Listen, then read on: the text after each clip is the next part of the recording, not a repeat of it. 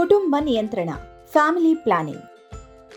కుటుంబ నియంత్రణ కోసం జాతీయ కార్యక్రమాన్ని ప్రారంభించిన మొదటి దేశం భారతదేశమని మీకు తెలుసా?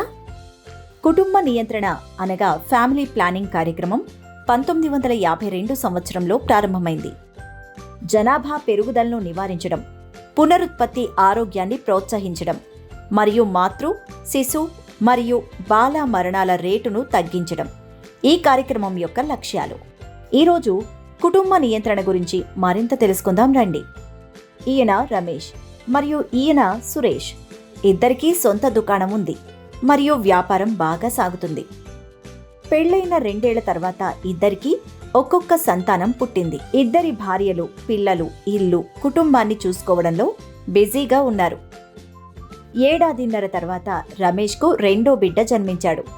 దాని తర్వాత 2 ఏళ్లకు రమేష్కు 3వ బిడ్డ జన్మించింది. అప్పుడే సురేష్ ఇంటికి 2వ బిడ్డ వచ్చింది. ఇప్పుడు మీరు చెప్పండి, పిల్లల సంరక్షణ కోసం వారి స్వంత ఆరోగ్యం పట్ల శ్రద్ధ వహించడానికి మరియు పిల్లల భవిష్యత్తును జాగ్రత్తగా చూసుకోవడానికి అయ్యే ఖర్చుకు ఎవరి కుటుంబం మంచి ప్రణాళికలను చేసుకోగలదు? సురేష్ కుటుంబం. తల్లిదండ్రులు ఒకరికంటే ఎక్కువ మంది పిల్లలను కోరుకుంటే ఇద్దరు పిల్లల మధ్య కనీసం 3 ఏళ్ల అంతరం ఉండాలి. కుటుంబ నియంత్రణ అంటే అదే. తమ కుటుంబంలో ఎప్పుడు ఎంతమంది పిల్లలు ఉన్నారో నిర్ణయించే హక్కు తల్లిదండ్రులకు ఉంటుంది. కానీ గుర్తుంచుకోండి, మీకు 1 లేదా 2 పిల్లలు ఉంటే కుటుంబం యొక్క ఆరోగ్యం కాపాడబడుతుంది. చిన్న కుటుంబం సంతోషకరమైన కుటుంబం. చిన్న కుటుంబం యొక్క ప్రయోజనాలు మరియు నష్టాలను, అలాగే జనన నియంత్రణ పద్ధతులను తెలుసుకోవడానికి మనం వృద్ధులు, ఆశా వర్కర్, కౌన్సిలర్ లేదా డాక్టర్ సహాయం తీసుకోవచ్చు. కుటుంబ నియంత్రణ ఎందుకు ముఖ్యం? జనాభా నియంత్రణలో తల్లి మరియు బిడ్డ ఆరోగ్యానికి ఇది చాలా ముఖ్యమైనది. తరచుగా గర్భధారణలు తల్లి ఆరోగ్యంపై ప్రభావాన్ని చూపుతాయి. 2 పిల్లల మధ్య స్వల్ప వ్యత్యాసం ఉంటే మొదటి బిడ్డపై శ్రద్ధ పెట్టడం కష్టమవుతుంది. తల్లి, తండ్రి మరియు ఇతర కుటుంబ సభ్యులు కూడా చిరాకుగా అనిపించడం ప్రారంభిస్తారు. మీరు మీ పిల్లలపై కోపం తెచ్చుకున్నప్పుడు మీరు అభద్రత మరియు ప్రేమను కోల్పోతారని భావిస్తారు. మరోవైపు చిన్న కుటుంబాల్లో పిల్లల సంరక్షణ కొరకు సభ్యులకు సమయం మరియు శక్తి రెండూ ఉంటాయి. పిల్లల యొక్క శారీరక, మానసిక మరియు విద్యా అభివృద్ధి కొరకు కుటుంబ సభ్యులు తెలివిగా మరియు తగిన విధంగా ఖర్చు చేయవచ్చు.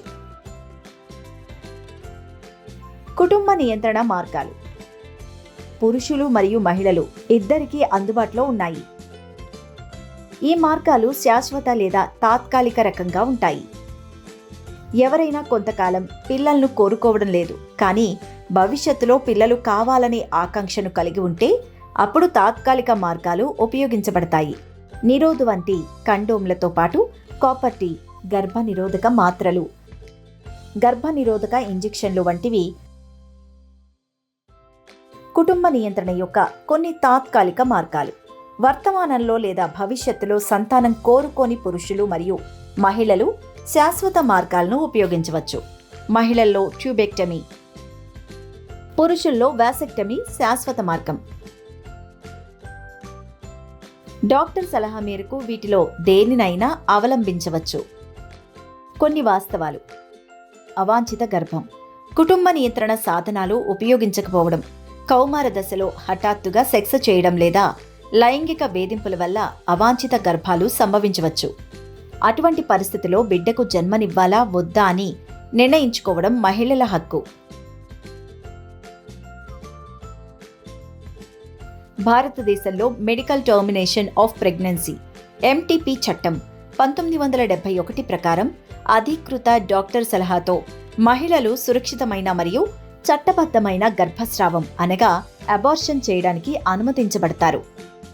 ఇప్పటి వరకు మనం నేర్చుకున్నాం, కుటుంబ నియంత్రణ అంటే ఒక కుటుంబంలో 2 పిల్లల మధ్య కనీసం 3 సంవత్సరాల అంతరం ఉండాలి.